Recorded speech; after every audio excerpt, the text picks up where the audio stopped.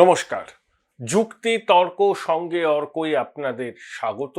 আপনাদের সঙ্গে আমি অর্কপ্রভ সরকার। দেখুন, মধ্যরাতে গুপ্ত অপারেশন চুপা রুস্তমদের দিদিমণি এই ভাষায় পুরো বিষয়টা ব্যাখ্যা করেছেন। কোন বিষয়টা? 15ই মার্চ বিকেল 4টে নির্বাচনের নির্ঘণ্ট ঘোষণা করেছে জাতীয় নির্বাচন কমিশন। তারপর 16ই মার্চ কাক ভোরে, ভোর 4টে মানে কাক ভোর, ওটা মধ্যরাত নয়। দিদিমণি হয়তো কাক ভোর আর মধ্যরাতকে এখন গুলিয়ে ফেলছেন টেনশনের জন্য, যে মুখ্য সচিব স্বরাষ্ট্র সচিবকে তাদের দায়িত্ব থেকে অব্যাহতি দেওয়া হয়েছে এবং নির্বাচন কমিশন রাজ্যের সঙ্গে পরামর্শ না করেই নতুন মুখ্য সচিব এবং স্বরাষ্ট্র সচিবকে নিয়োগপত্র দিয়েছেন এবং পুলিশ কমিশনার, ডিজি, এডিজি আইন শৃঙ্খলা তাদেরকেও সরিয়ে দিয়েছেন। দিদিমণি তেলে বেগুনে জ্বলে উঠেছেন। একটা কথা প্রায় তিনি বলেন, যুক্তরাষ্ট্রীয় কাঠামোয় আঘাত, সংবিধান মানছে না। আসলে ভোট ঘোষণার 12 ঘন্টার মধ্যে একেবারে প্রশাসনের শীর্ষ স্তরকে কার্যত ওলট পালট করে দিয়েছে নির্বাচন কমিশন। এর পিছনে অনেকগুলো কারণ আছে, আমি সেগুলো আপনাদের বলবো। কিন্তু ওই যে সেই মনে আছে আপনাদের, যখন বাবরি মসজিদের ধ্বংস, রাম মন্দির ওখানেই হবে বলে নারা উঠেছিল, একটা স্লোগান খুব পপুলার হয়েছিল গেরুয়া সংগঠনের মধ্যে, ইয়ে তো পেলা ঝাঁকি হ্যায়, কাশী মথুরা বাকি হ্যায়। প্রথম ধাক্কাতেই দিদিমণি টলমল করছেন এবং তার স্বভাব সিদ্ধ ভঙ্গিতে যা বলার তাই বলছেন। ওগুলোকে দেখুন, বিশুদ্ধ বিনোদন যদি কেউ পেতে চান, সবাই খুব কর্মব্যস্ত থাকেন, টেনশন আছে কাজের মধ্যে, সব ক্ষেত্রে দিদিমণির ভাষণ শুনবেন। বিশুদ্ধ বিনোদন বলতে যা বোঝায়, দিদিমণির ভাষণ হচ্ছে সেই বিশুদ্ধ বিনোদন।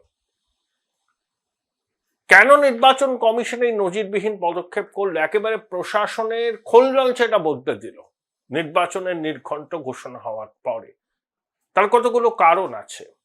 এবং এটাও জানিয়ে রাখি আপনাদের, 28শে ফেব্রুয়ারির পর নবান্ন যে আধিকারিকদের বদলি করেছে,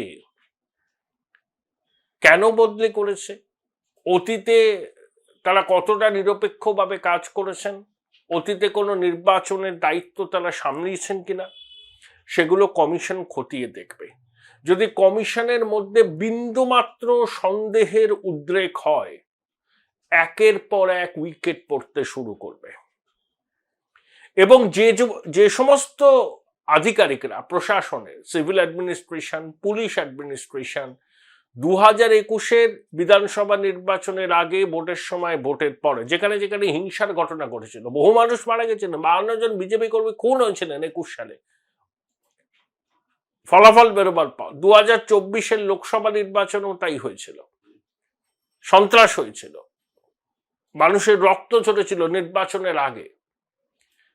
কোন কোন আধিকারিকরা সেই সময় সংশ্লিষ্ট এলাকায় দায়িত্বে ছিলেন, তাদের টিকুজি কুলজি তলব করেছে কমিশন। খতিয়ে দেখা হবে, যদি দেখা যায় তারা নীরব দর্শকের ভূমিকায় ছিলেন, একেবারে দলদাসের মতো আচরণ করেছেন, একেবারে 14 তলার অনুগ্রহ প্রার্থী হিসাবে নিজেদের দায়িত্ব পালন করেছেন, একজনকেও রেয়াত করবে না কমিশন।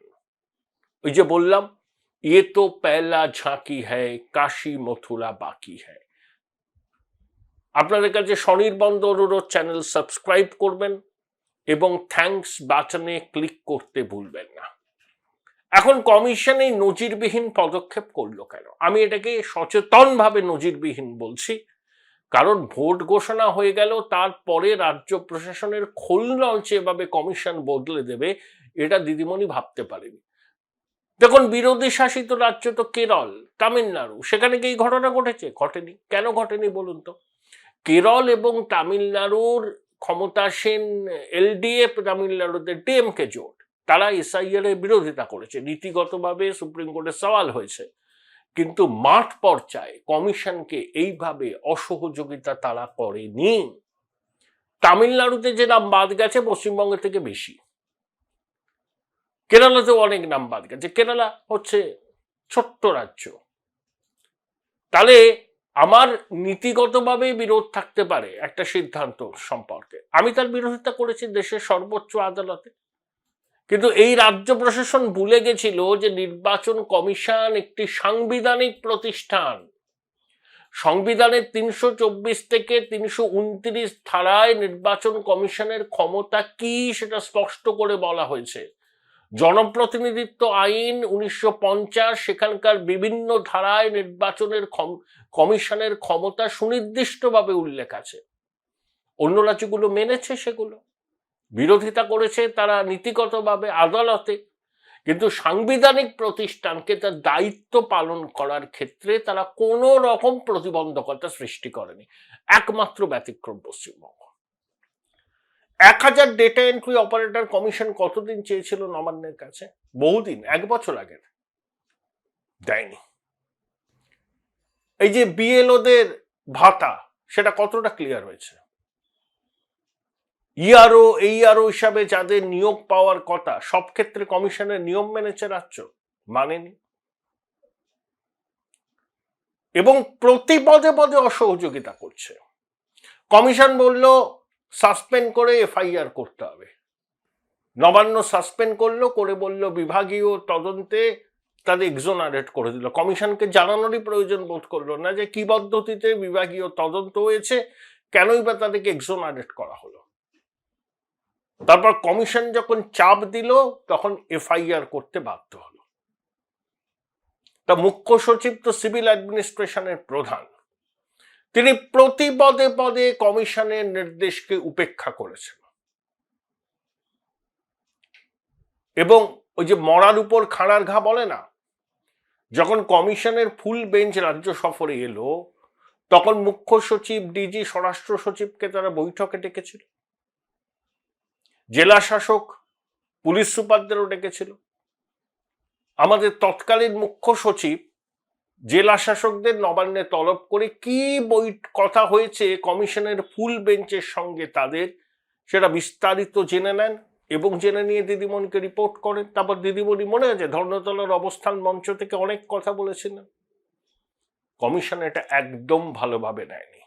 কমিশনের ফুল বেঞ্চের সঙ্গে ডিও, ডিস্ট্রিক্ট ইলেকশন অফিসারদের কি কথা হয়েছে, মিটিং শেষ হওয়ার সঙ্গে সঙ্গে তাদেরকে তলব করে বিস্তারিত জানা, এবং সেটা মুখ্য সচিব মুখ্যমন্ত্রীকে রিপোর্ট করেছেন, এটা কমিশন ভালোভাবে নেয়নি। এই মুখ্য সচিব দিল্লিতে গিয়ে কি বলেছিলেন যে আমার তো কিছু করণীয় নেই, মুখ্যমন্ত্রী যা বলবেন আমি তা করতে বাধ্য। যখন মডেল কোড অফ কন্ডাক্ট চালু হবে, কমিশন যখন যা বলবে তখন তিনি সেই রকম করবেন।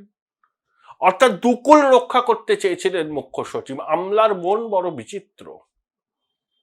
আমলারা এখানে থাকলে গঙ্গা দাস, দিল্লিতে থাকলে যমুনা দাস, কিন্তু কমিশন মুখ্য সচিবকে বিশ্বাস করেনি। মুখ্য সচিব হিসেবে দায়িত্ব নেওয়ার পর নন্দিনী দেবীর একের পর এক পদক্ষেপ কমিশন মনে করেছে সেগুলো একেবারেই পক্ষপাত দুষ্ট। মুখে বলছেন আমি কমিশনের নিয়ম মানছি, কার্যক্ষেত্রে তিনি বঙ্গেশ্বরীর হুকুম তালিম করছেন। আচ্ছা ধরুন তো মুখ্য সচিব বলছেন যে আমার তো কিছু করণীয় নেই, মুখ্যমন্ত্রী যা বলবেন সেটা আমি পালন করতে বাধ্য, ঠিক কথা তো, কিন্তু এটাও একজন, আপনি যে আইএস অফিসার, সি মুরুগানের কথা ভুলে গেলেন? তাকে যখন সাংবাদিকরা জিজ্ঞাসা করলো ওই দক্ষিণ 24 পরগনায় তার গাড়ি ঘিরে যখন বিক্ষোভ হচ্ছিল, I am an IAS officer. তা মুখ্য সচিব তো আইএস অফিসার, তিনি তো সংবিধান জানেন, দেশের আইন কানুন জানেন। মুখ্যমন্ত্রী যদি বলেন যে সাংবিধানিক প্রতিষ্ঠানের নির্দেশ মানার দরকার নেই, তিনি যা বলবেন সেটাই পালন করো, একজন মুখ্য সচিব, একজন সিনিয়র আইএস অফিসারের কি উচিত নয় অন্তত মৃদু স্বরে বলা যে ম্যাডাম এটা করলে আমাদের সমস্যা হতে পারে? এইটুকু জোর নেই মেরুদণ্ডের আপনাদের? বোলপুর শহরের কোলাহল থেকে মাত্র 20 মিনিট দূরেই রয়েছে সুন্দর রিসর্ট, যেখানে পেয়ে যাবে স্পেশিয়াস আর এস্থেটিক্যালি ডিজাইন রুম। তোমরা যারা গ্রুপে যাও তাদের জন্য আছে কমফোর্টেবল গ্রুপ স্টে অপশন, আর কাপলদের জন্য রয়েছে লাক্সারি সুইট রুম, তার উপর আবার ফ্ল্যাট 10% অফ। এখানে প্রকৃতির মাঝে তোমরা পেয়ে যাবে একটা সুন্দর সুইমিং পুল, ছোটদের জন্য প্লে এরিয়া আর একটা অ্যাস্থেটিক সেলফি কর্নার। প্রপার্টিটা পুরোটাই পেট ফ্রেন্ডলি আর এখানে আছে অনেক কিউট ছোট ছোট র্যাবিটস। সকালের ব্রেকফাস্ট থেকে ডিনার পর্যন্ত পেয়ে যাবে একদম হোমলি কমফর্ট ফুড, যা এক কথায় অসাধারণ। বেঙ্গলি কুইজাইনের সাথে সাথে পেয়ে যাবে চাইনিজ আর নর্থ ইন্ডিয়ান অপশন। বিকেলে বনফায়ারের আলো, বন্ধুদের সাথে আড্ডা আর খোলা আকাশের নিচে গ্রাম বাংলার হাওয়া, পুরোটাই এক অপরূপ অনুভব। তাহলে বলো তোমরা কবে প্ল্যান করছো এই পিসফুল এসকেপটা? And don't forget to follow miss cupcake for more such travel updates. দিদিমণি বলছেন মধ্যরাতে একজন মহিলাকে অপসারণ করা হলো, কিন্তু আরেকজন মহিলা তো এসছেন, সঙ্গমিত্রা ঘোষ। দিদিমণির এত সিলেক্টিভ আউটরিচ, সবসময় উনি অর্ধসত্য বলেন, সত্যি কথা খুব কম বলেন, খুব কম বলেনই না। মিথ্যার বেশাতি করেন আর অধিকাংশ সময় মিথ্যার পাশাপাশি অর্ধসত্য বলেন। তা সঙ্গমিত্রা দেবী কি বাঙালি নন? তিনি কি মাতৃশক্তির প্রতিভূ নন? দিদিমণি বেমালুম চেপে গেলেন। এই যে জেলা শাসকদের সঙ্গে বৈঠকে দিদিমণি বারংবার বলেছেন কমিশনকে মানার দরকার নেই, আমরা বুঝে নেব। কমিশন ক্ষণিকের অতিথি, একটা সাংবিধানিক প্রতিষ্ঠান এসব বেয়াদবি কি বরদাস্ত করতে পারে? রাজ্যের মুখ্যমন্ত্রী বলছেন কমিশনের সিদ্ধান্ত মানার দরকার নেই, ওরা কিছু করতে পারবে না। কমিশন কি করতে পারে ডাব্লিউবিসিএস এক্সিকিউটিভ অফিসাররা জানেন। রুখতে পেরেছেন এফআইআর, রুখতে পেরেছেন সাসপেনশন। দিদিমণি তো অনেক বড় বড় কথা বলেছিলেন, আমার আধিকারিকদের পাশে আমি আছি। পারলেন? দেশের আইন আছে, দেশের সংবিধান আছে, ভুলে যাবেন না নির্বাচন কমিশন একটি সাংবিধানিক প্রতিষ্ঠান। দেশের সংবিধান তাকে ক্ষমতা দিয়েছে, সেই ক্ষমতা প্রয়োগ করেই তারা এসআইআর করে, নির্বাচন করে।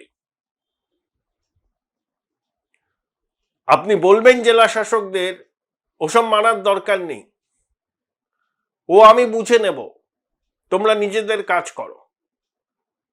এই যে ইআরওরা এত নথি আপলোড করেননি কেন 1 লক্ষের উপর? অবশ্যই প্রশাসনের শীর্ষস্তর থেকে চাপ ছিল, করোনা শেষ মুহূর্তে আপলোড করো, তালে গোলে হব হয়ে যাবে।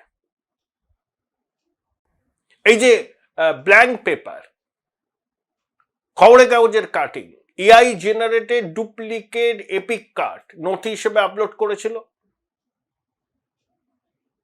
নির্বাচন কমিশনের কিন্তু কোনো তাদের নিয়ন্ত্রণে এ রাজ্যে কেউ নেই, সবটাই সরকারি কর্মচারীদের উপর নির্ভরশীল। তারা যখন নির্বাচনের কাজ তারা করেন তখন কমিশনের অন ডেপুটেশন থাকেন। তাহলে এই ধরনের নথি যখন আপলোড হলো পরিকল্পিতভাবে হয়েছে, উপর মহলের নির্দেশ ছাড়া সম্ভব নয়। এবং বিভিন্ন স্তরের আধিকারিকরা কমিশনের সিইও কে জানিয়েছেন তাদের উপর কি চাপ দিচ্ছে উপর মহল। তাহলে এই ধরনের অনুপ্রাণিত আধিকারিকরা the helm of the affairs থাকবেন আর রাজ্যে নির্বাচন হবে, এটা হয় নাকি? হতেই পারে না। কমিশন অত্যন্ত সঠিক সিদ্ধান্ত নিয়েছে, বলছি না আরো উইকেট পড়বে। পুলিশ ওয়েলফেয়ার অ্যাসোসিয়েশনের দপ্তর, যেটা শুভেন্দুবাবু বলেছেন, ওই দপ্তরগুলো বন্ধ করতে হবে। পোস্টাল ব্যালটের ক্ষেত্রে এরা কারচুপি করে বলে শুভেন্দুবাবু অভিযোগ করেছেন।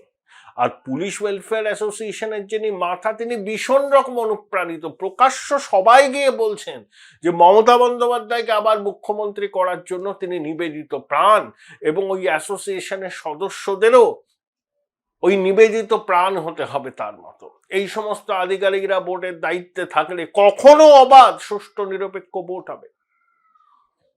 7 জন কেন্দ্রীয় বাহিনীর জওয়ান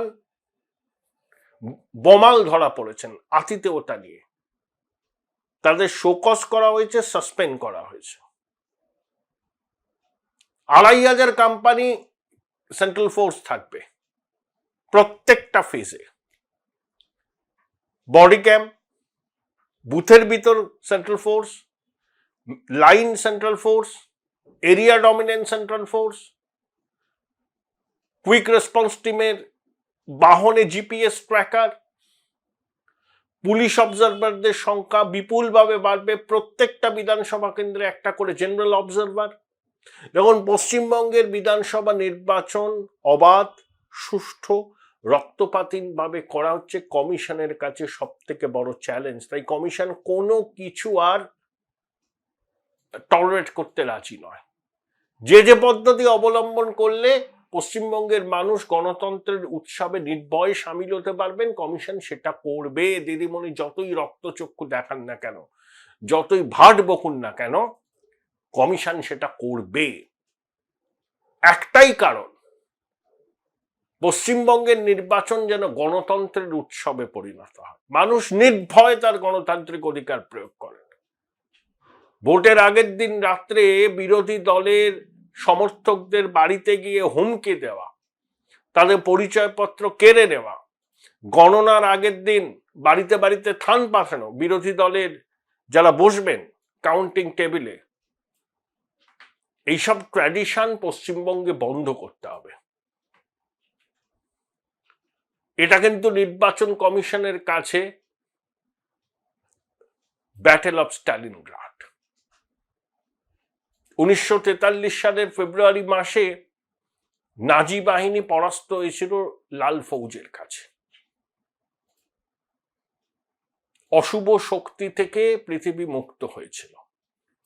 পশ্চিমবঙ্গের নির্বাচন কমিশনের কাছে স্টালিনগ্রাডের ব্যাটল। অশুভ শক্তি মানে ওই ভোট চোর, গুন্ডা, লুটেরা, হুমকে দেওয়া, এরা অশুভ শক্তি। আর পশ্চিমবঙ্গের সাধারণ মানুষ, গণতন্ত্রপ্রিয় মানুষ হচ্ছেন শুভ শক্তি। এই অশুভ শক্তির তাণ্ডব একের পর এক নির্বাচনে দেখেছে পশ্চিমবঙ্গের মানুষ। পুরসভা পঞ্চায়েতে তো বড় না, বিধানসভাতেও দেখেছে, লোকসভাতেও দেখেছে। কেন্দ্রীয় বাহিনী থাকলে পরেও মানুষের মন থেকে ভয় ভীতি দূর হয়নি বহু ক্ষেত্রে। তাই কমিশনের কাছে এটা ব্যাটল অফ স্টালিনগ্রাড। ওই অশুভ শক্তিকে প্রতিহত করে পশ্চিমবঙ্গের গণতান্ত্রিক চেতনা সম্পন্ন মানুষের জয়কে সুনিশ্চিত করার সাংবিধানিক দায়িত্ব নির্বাচন কমিশনের। শুভকামনা রইল তাদের জন্য।